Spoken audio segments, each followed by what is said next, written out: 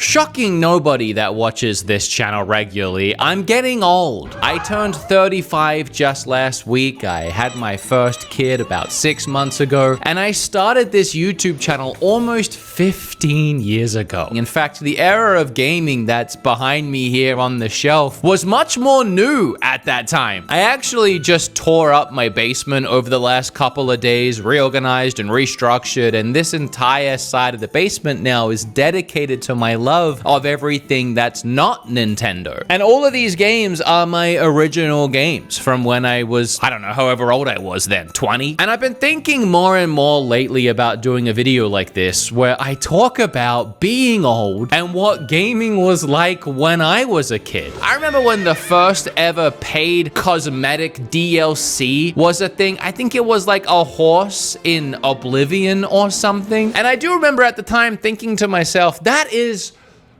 ridiculous. Cut to now. Cut to me now. I mean, just the other day, I was playing Fortnite live on Twitch with my friend Bob, and we realized the Sabrina Carpenter skin was available. And boy, howdy, you better believe we bought it. Hell yeah. What happened to me? It's because that's just the way gaming is now. Everything is DLC. Everything's microtransactions. Everything is live service and free to play. But how did we get here? You know, it's funny. A lot of people hate when a sponsor pops up in a YouTube video because typically it has nothing to do with what they clicked on. But for me, in this case, it's gonna be my favorite part because I get to sit here and film eating exclusive and seasonal Japanese snacks. Tokyo Treat is the more popular snacks that you'll find on store shelves when you're traveling and exploring Japan, and Sakurako is the more artisanal cakes and biscuits from local snack makers throughout Japan's countryside. Okay, I'm gonna start with Tokyo Treat as always. This month is Tokyo Treat Snack in Wonderland box. You have delicious double berry Kit Kats. That flavor is so strong. It's actually quite surprising. I really like it. Bala love French salad chips.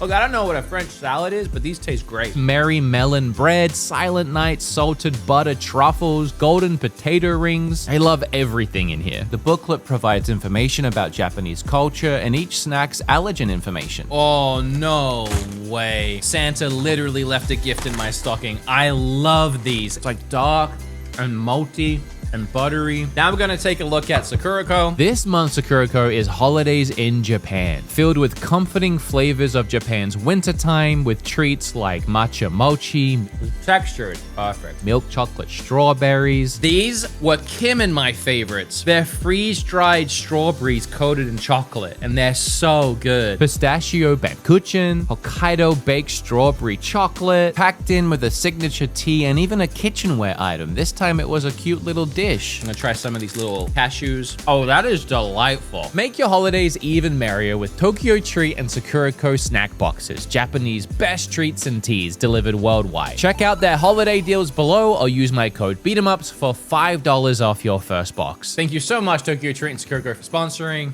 And regrettably, we will now go back to the video. When I was born, an NES was already in my house. I had Mario Brothers 1 through 3. I had the Maxi 15 pack that came with games such as Menace Beach and Chiller. In fact, that's the Maxi 15 pack right there. I bought it recently when I went back to Australia because I wanted to relive my childhood. It's in a glass case now. Still haven't touched it. Now that's being an adult gamer. That's gaming in your 30s. You buy it and you don't play it. Back then, gaming was definitely simple. I mean, games were fairly straightforward and I don't want to say rudimentary, but they usually just did one thing and did it well for multiple hours until you beat the game. It was very rare to get games that mixed things up and really gave you the sense of adventure. I remember the first Kirby was one of those games. I never had Zelda growing up. My first Zelda was on Nintendo 64. And that's where games really started to come alive for me once we hit the 3D realm. The scope and the sense of adventure was unlike anything I'd experienced outside of reading a book or watching a movie. All of a sudden, I could play a protagonist in an open-ish world adventure and go wherever I want and meet characters and upgrade my weapons, and are you kidding me? But a game on the Nintendo 64 that I think is a standout, Super Smash Brothers. I mean, you look at games like Fortnite Fortnite, where the whole idea is a bunch of characters coming together and meshing in one giant game. For me and for many people, the first time we ever experienced that concept was in Super Smash Brothers. There would have been no sticking your credit card in at that point to unlock Luigi. You got like 8 characters off the rip, and then just by playing the game, you would unlock a ton more. For me and a lot of people, that's one of the things I miss the most about gaming growing up and back in the day, is everything was in the game. There was no DLC, there was no content patches that came later, there was no shipping the game before it was ready and hoping to fix it later over Wi-Fi. For better or worse sometimes, but for the most part, it forced developers and publishers to actually finish their video games and fill it full of fun content to make it worth the price tag. And that's exactly what a game like Smash Brothers on Nintendo 64 was. Then as I grew up, I got a GameCube, which was very much the same sentiment as Nintendo 64, where you get finished quality product games. Then you move into Wii, and it was around the Wii era where I started finally breaking free of Nintendo's shackles and leaning into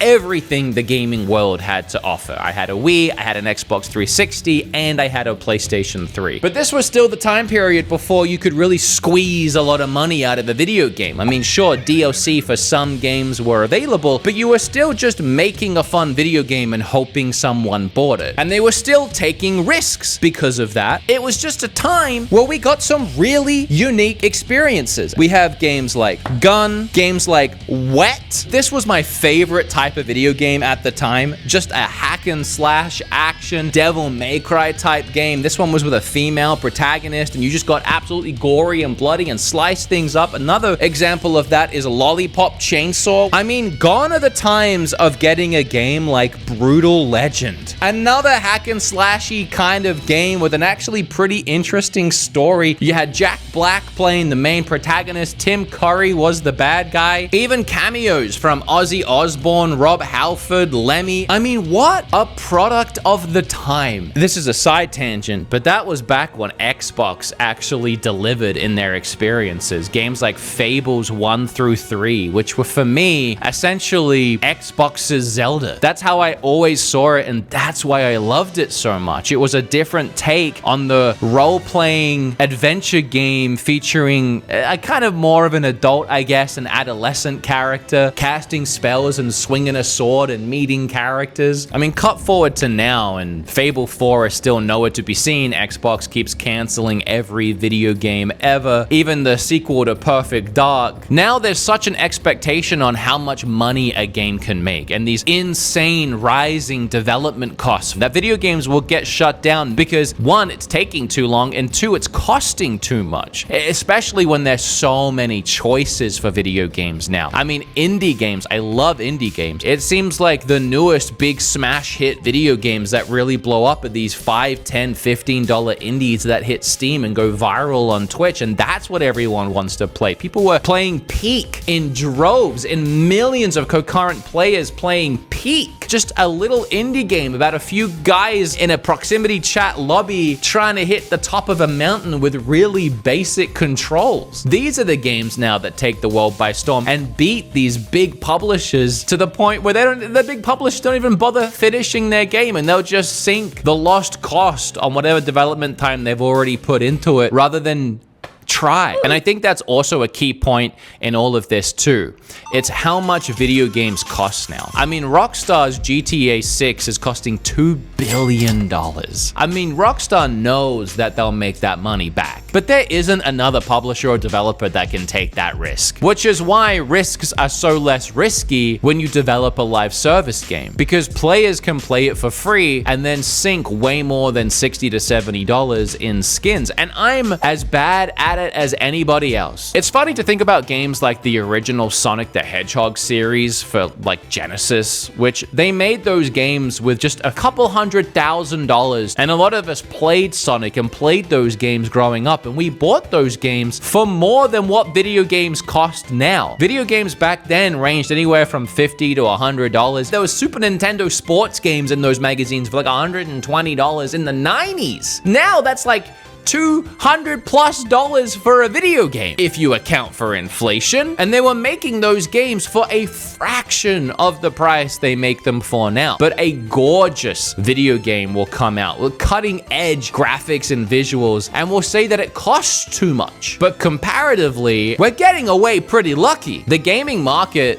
is in shambles. It is not the free marketplace that it feels like it used to be back in this generation, where you could really do anything and hope for the best. I think that's why I really do love Nintendo. I know how I'm gonna sound, and I know Nintendo isn't a perfect company, but at least their focus outside of money is making fun video games. That really just does seem to be what they care about. They want to pour years in development time and costs into games like Zelda or Mario because they know that people will buy them because they're cherished and loved franchises. I mean, look at this year on Switch 2 alone, with a new Metroid, a new Pokemon, Donkey Kong game, which was made by the Mario Odyssey team, and it feels like a Mario game. We have a new Zelda around the corner, a spin-off one. We launched with a brand new Mario Kart that was $80 for some reason, but still, they really do just care about making video games. Where again, you look at Xbox, they just don't care about video games anymore. They've said multiple times on record that they don't think exclusive games sell a console. So they're just canceling everything and way more focused on hardware. I swear, they're always coming out with new controllers, but they haven't got any games to play them with. This once great publisher and developer are now just focusing on trying to take whatever smattering of games they do have and releasing them on PlayStation and the Switch. And PlayStation isn't far behind. They recently said that they're looking way more towards multi-platform gaming and releasing all of their exclusives everywhere so that they wouldn't even be exclusives. I'm not sure why Sony has slowed down so much on making video games, because they really are, in their own way, the pinnacle and the top of their industry. And I feel like they make their money back. I feel like the money invested in something like God of War gets returned. So I'm not sure why Sony doesn't push out more. So as much as I love getting the occasional banger like the new Death Stranding, I feel like Nintendo is just able to consistently hit that quality frequently. Sometimes it feels like monthly we get something new from them. There are so many avenues and things that I could talk about when it comes to gaming back then versus now, but I think one of the scariest things that we're all facing is physical media and everything going digital. I mean, I sit here in front of all of my games, and it's cool that even in this Xbox 360 era, I could stick any of those games into a console right now and get the full experience because it's all on the disc. Now, more than likely, every game that you buy will have some kind of day one patch or updates that came a year or two after launch. And it's just the reality, again, that video games have too grand in scope. They've grown too large to be contained by physical media, which has storage limitations. A lot of games like Call of Duty are in the hundreds of gigs now, and we just don't make CDs that big. So in one sense, it doesn't really make sense for us as gamers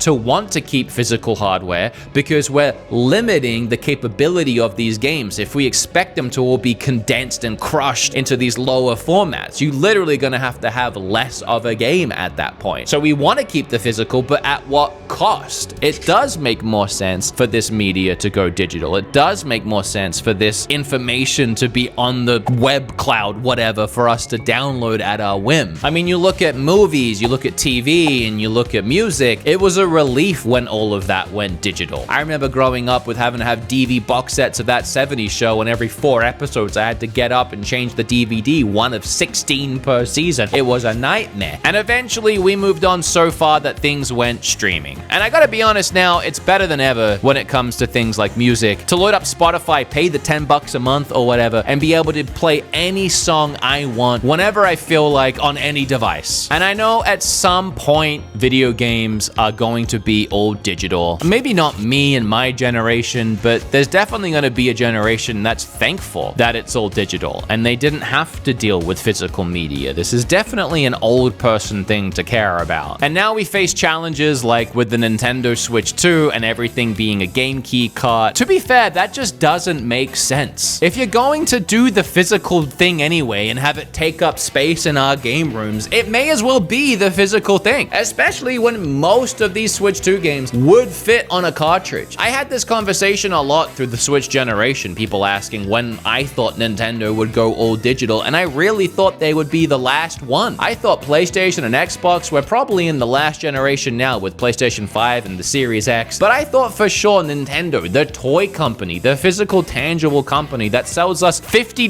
amiibos because it knows that we like to own things and collect things from the company, I never thought they would be the first one to essentially do away with physical media. I think that they honestly thought that their Game Key carts were the perfect solution of bridging the gap, and it's just not. Really hate that they went that route. There are some good things about gaming these days. I mean, one thing that's been really nice is crossplay and cross-save. All of your friends had to be on the same ecosystem. For me and my friends, it was Xbox. But now, finally, in the year of our Lord 2025, you can play Fortnite, everyone's favorite game, on every console on your account. So if you wanted to then go play on your PC on your same account and have all your skins, you can. That is an evolution in video gaming that was sorely needed and actually makes a lot of this digital stuff actually have something about it that makes video gaming better. I also do love how much video games have been able to bridge the gap between friends and players and communities across the world. Now more than ever, we have so many unique and fun experiences that players and friends can jump into online and have long-lasting relationships with people that maybe aren't even in their state or their country. And the way that video games bring communities together, even in terms of Twitch, there are so many thousands and thousands of streamers